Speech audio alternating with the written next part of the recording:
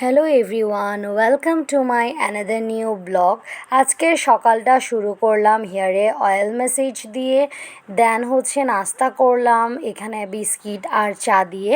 এরপর টিউশনে গেলাম, ওখানে পরোটা, ডিম আর সাথে চা খেলাম। দুপুরে লাঞ্চ করলাম আলু ভর্তা আর সাথে আছে ডাল, আর ছিল আরেকটা তরকারি, এটা মিক্সড করে বানানো ঢ্যাঁড়স, বরবটি, আলু আর চিংড়ি দিয়ে, এটাও মজা হয়েছে। দেন এখানে আছে চিংড়ি ভুনা। আর লাঞ্চের পরে খেলাম এই আমের চাটনিটা।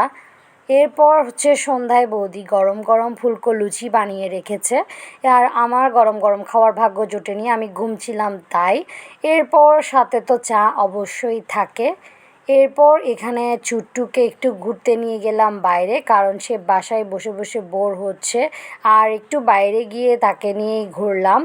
এরপর রাতে এসে এই জিনিসটা খেলাম, এটাকে বলে খুদবাত। খুদবাতটা সবাই আসলে বেসিক্যালি চিনি দিয়ে খেয়ে থাকে, বাট এটা আমার থেকে মিষ্টি কিছু খেতে ইচ্ছে করছে না বলে এটা আমি নিজের মতো করে মশলাপাতি ইউজ করে একটা কী জানি বানিয়ে ফেললাম, এটাই খেলাম। এটাই ছিল আজকের ভিডিও। Thanks for watching.